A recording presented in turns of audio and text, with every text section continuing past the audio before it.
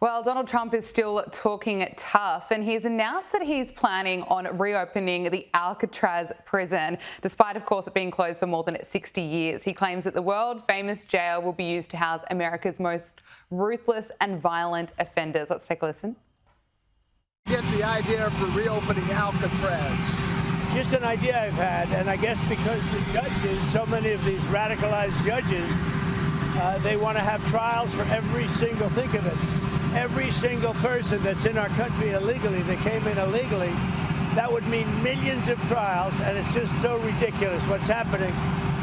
And it's long been a symbol, Alcatraz, of whatever it is. I mean, it's a sad symbol, but it's a symbol of law and order. And, it's got quite a history, frankly. I have visited the prison. It is absolutely terrifying. Is Donald Trump serious? Well, I think part of the tell was in his back and forth there at the White House, where he immediately sort of started talking about how it was a symbol. And that's similar to what we saw with the deportations. The Trump administration initially used Guantanamo Bay, then sent about a few hundred deportees to El Salvador. But we're talking about a deportation effort of millions of people. So basically, these are drops in the bucket that are meant to function as disincentives and incentives, in fact, for people to self-deport. I think they're looking at something similar with Alcatraz. So Donald Trump has said he's instructing the FBI and others here in the American government to actually look at what it would take to expand Alcatraz. And so that would be, a massive cost-intensive process. And I honestly think right now it's pretty hard to know how completely serious. You hear him there talking about it's just an idea I had.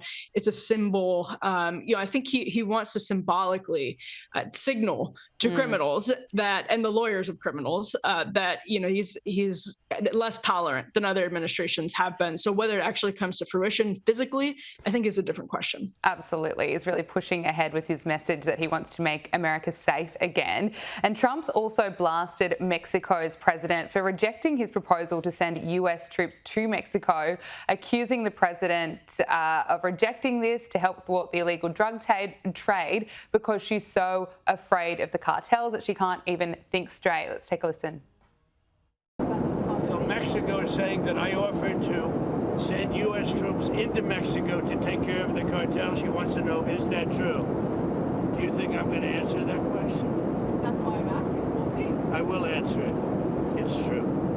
And why would you do that? Because they are horrible people that have been killing people left and right, they've made a fortune on selling drugs and destroying our people. We've lost 300,000 people last year to fentanyl and drugs. They're bad news. Yeah, that's true. If Mexico wanted help with the cartels, we would be honored to go in and do it. I told her that. I would be honored to go in and do it. The cartels are trying to destroy our country. They're evil. And, we had 300,000 people die last year from fentanyl and all of that. We had millions of people brought into this country that shouldn't be here. The cartels brought them in. Emily, what do you make of the president's comments? His relationship with Claudia Sheinbaum so far, President of Mexico, has been one of the best relationships, especially among the crucial relationships that Donald Trump has with foreign leaders, because Sheinbaum herself has handled it very deftly.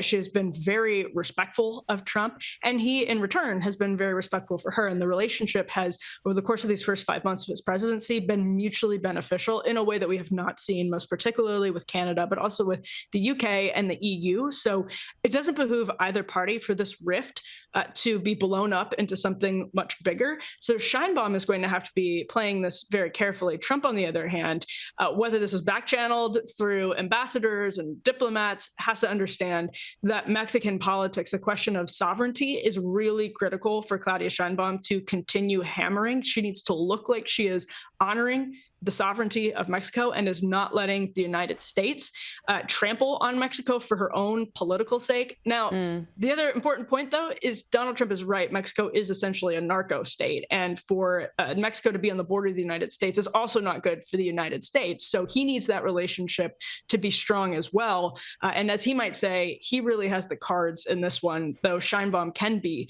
a real boost to his efforts to seal the border and keep America safe as well. Finally, Emily, we have to speak about Kamala Harris because Senate Democrats are said to be divided over a 2028 comeback by Kamala Harris after she lost all 7 battleground states, to President Trump. And many say that she could still secure the nomination if she plays it right. Now, we saw Kamala Harris re-emerge last week at a San Francisco gala blasting Donald Trump for his first 100 days and sounding a bit like a candidate again, with some word salads in there, of course. But no doubt Republicans would want her to run again. What do you make of it? Yeah, the White House, Caroline Leavitt, said as much last week. She went to the podium and said, we encourage Kamala Harris to keep speaking as much as she pleases, because she's obviously seen as somebody who isn't a generational political talent, sort of far from it, in circles that have analyzed the numbers and what went wrong in 2024 here in D.C. Kamala Harris actually did not even make it to the famed Iowa caucuses when she ran in the Democratic primary in 2020. She is not a particularly talented politician. I will say this does depend partially on who she is running against. It's possible that the Republican field, we have absolutely no idea what happens with Donald Trump and who he appoints as his heir. We don't know. And so it's possible if she's up against somebody that she can convince the country is the lesser of two evils, then maybe Kamala Harris could potentially stand a chance, but she would first have to get through what's already shaping up to be a very crowded Democratic primary, and that in 2028. And that just, it seems unlikely that she would be the standout candidate for voters from any of that at all. It seems funny, actually. It certainly does. Washington, D.C. correspondent at Unheard, Emily Jashinsky, it's so great to speak to you again. Thank you so much for joining us. Thanks for having me.